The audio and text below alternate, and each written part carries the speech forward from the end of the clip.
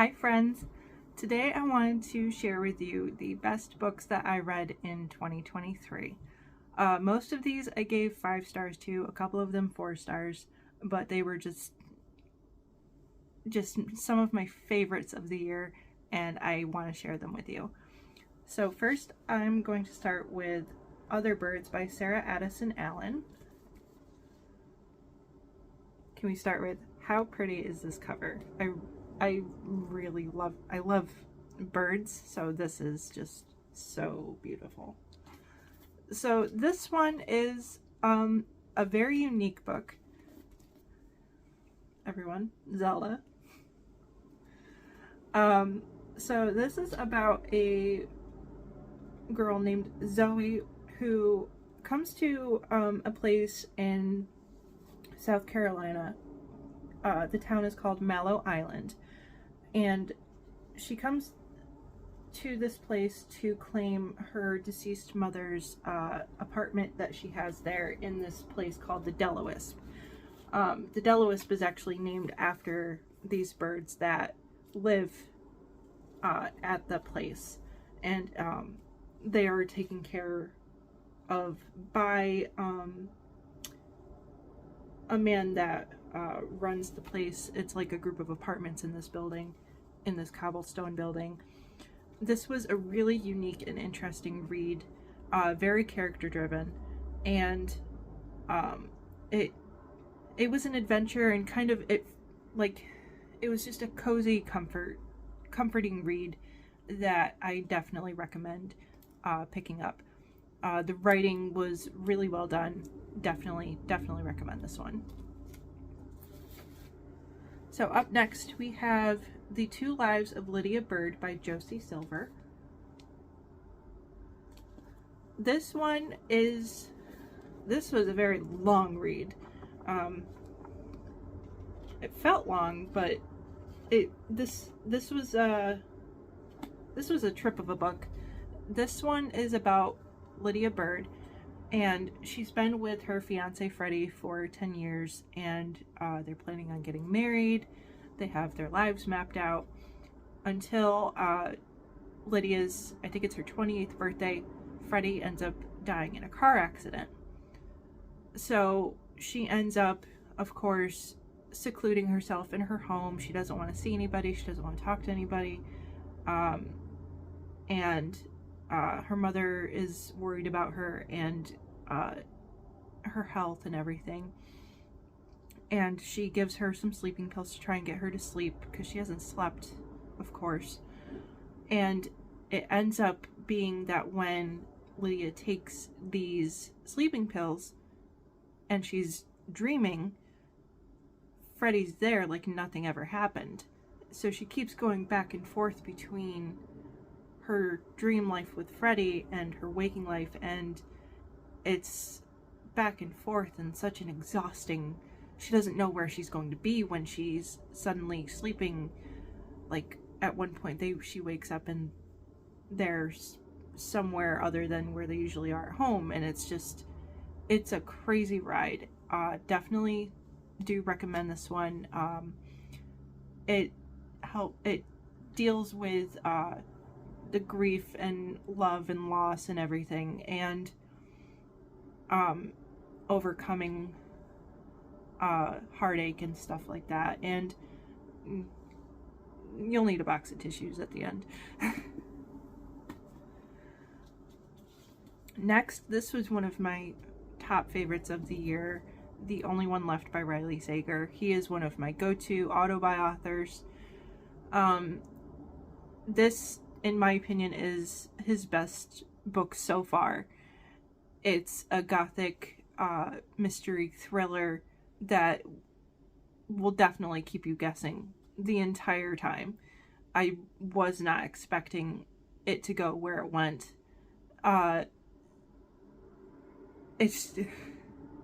the typewriter element in this was interesting. So if you're a fan of Riley Sager, if you're a fan mystery, supernatural, thriller, definitely pick this one up. I'm also definitely looking forward to his next book coming out this year. I believe it's called The Midnight Hour. definitely looking forward to that. Next we have Girl A by Abigail Dean. This, I would definitely check trigger warnings before reading this one. This really intrigued me when I first read the synopsis. I'll read one little bit of it here, which is what initially made me want to get this book in the first place.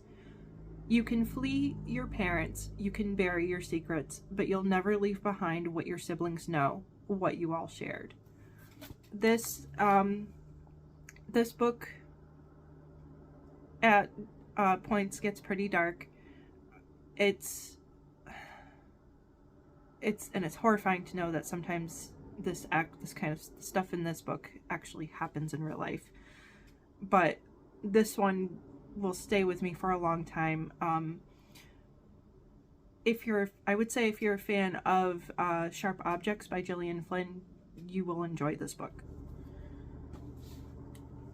Next, we have Wayward by Amelia Hart. This one has multiple point of views between 3 different women who are all related, and it spans from the year 1619 to 1942 to present day. And it's got the cozy vibes, it's got witchy vibes, and birds. I love birds. Can you tell I love birds? Between other birds and this, and I'm also in the middle of reading Starling House, and that has birds on the cover. I love birds.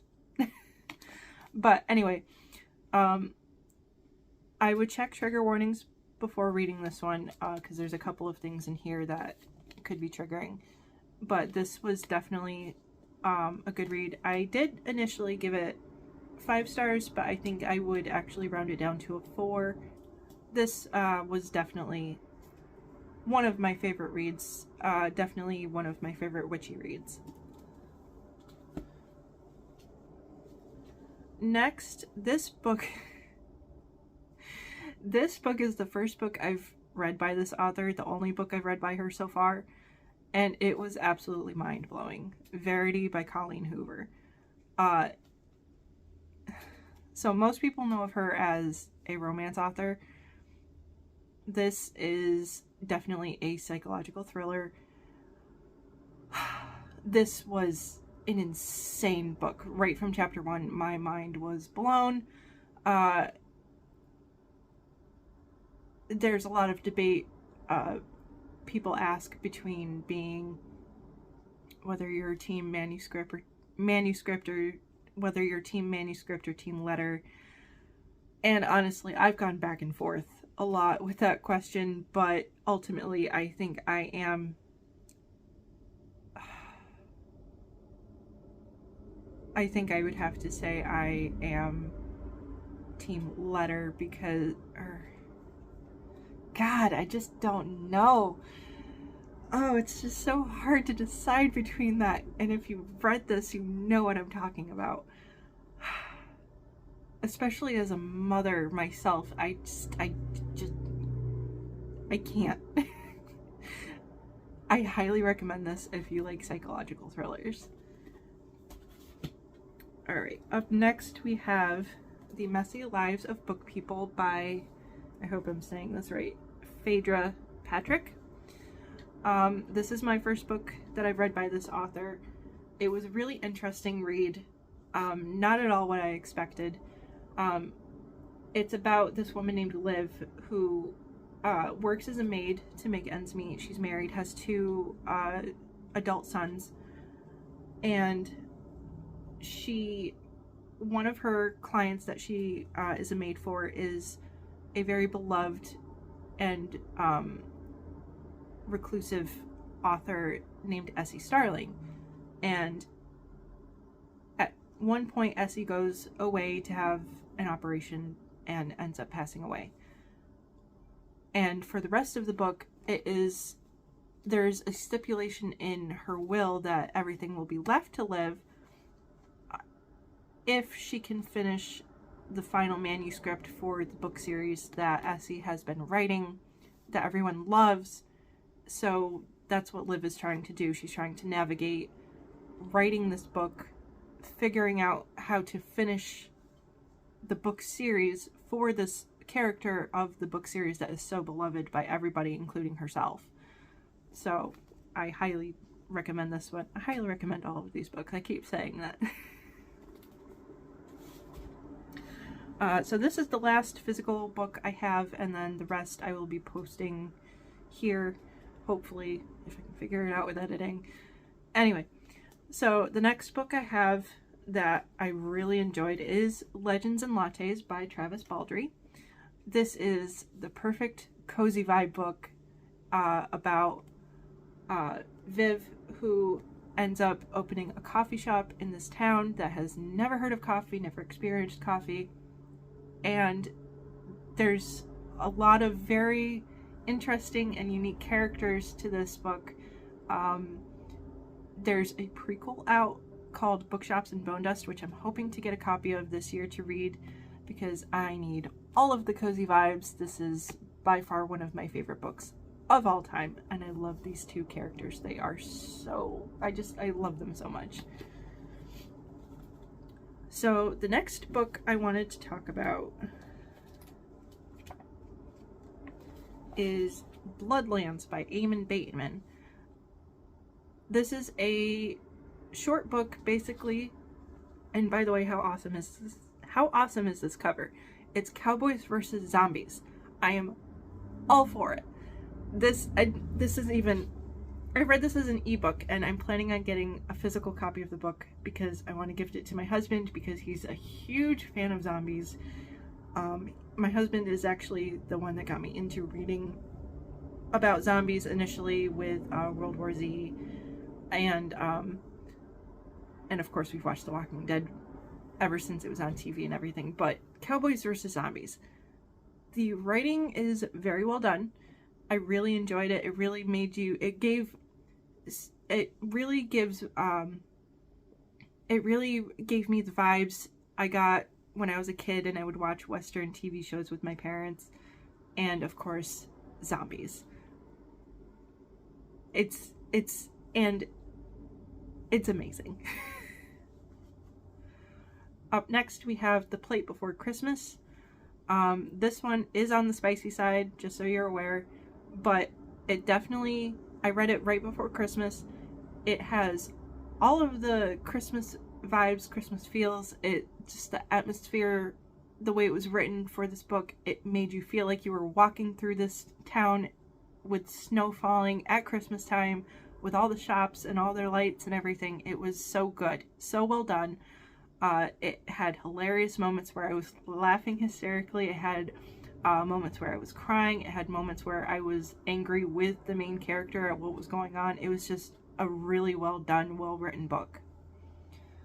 Next we have The Ritual by Michael R. Goodwin. This was the shortest book that I read for all of 2023, but probably the most memorable, and if you've read it, you know what I'm talking about. And I will probably never be able to look at Bells the same way again. If you are a horror fan, definitely pick this one up. And next we have None of This Is True by Lisa Jewell. This was my first book that I read by Lisa Jewell. There was a podcast element to this one, which I thought was really interesting. Again, a psychological thriller, one of my favorite genres. So this one was really interesting, really well done.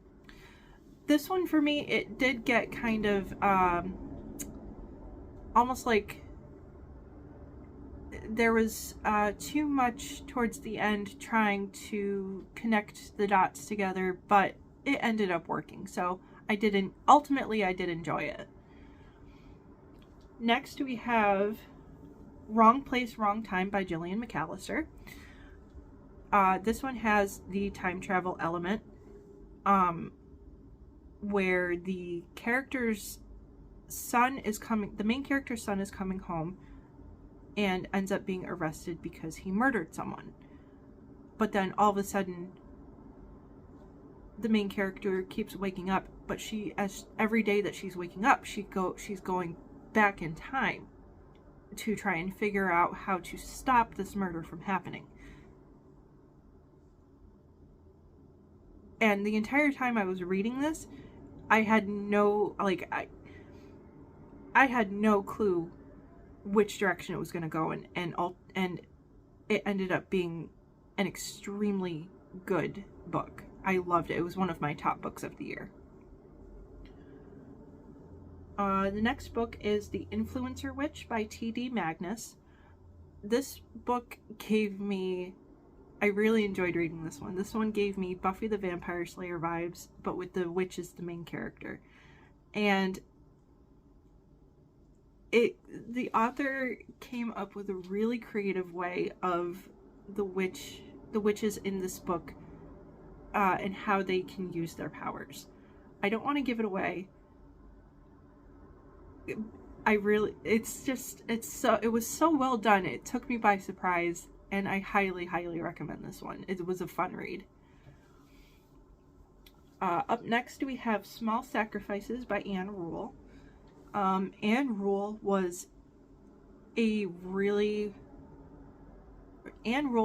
if you don't know, was really well known for her writing, true crime books.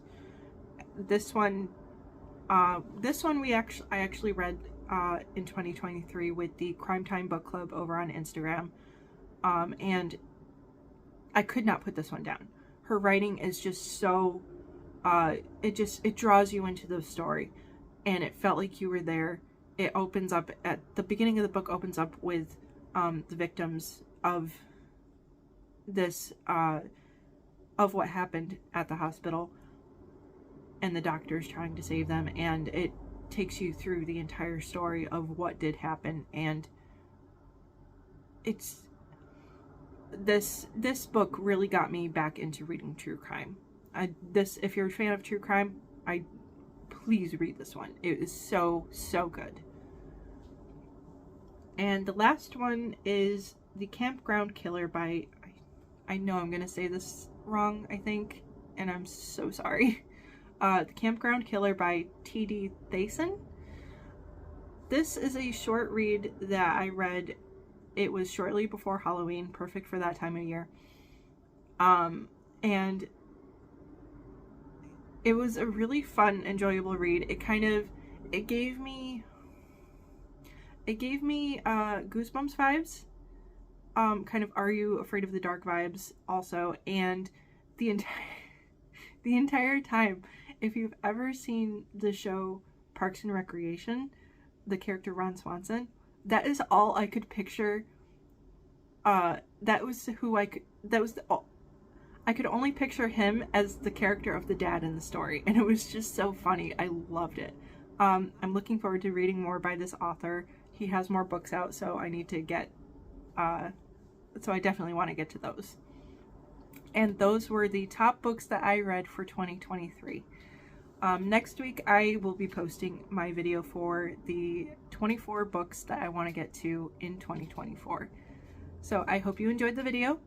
If you haven't already, please like and subscribe. Stick around for more videos, and also feel free to check out my Instagram page with the same name, at The Eclectic Book Witch, underscores between each word. Alright, thanks for watching.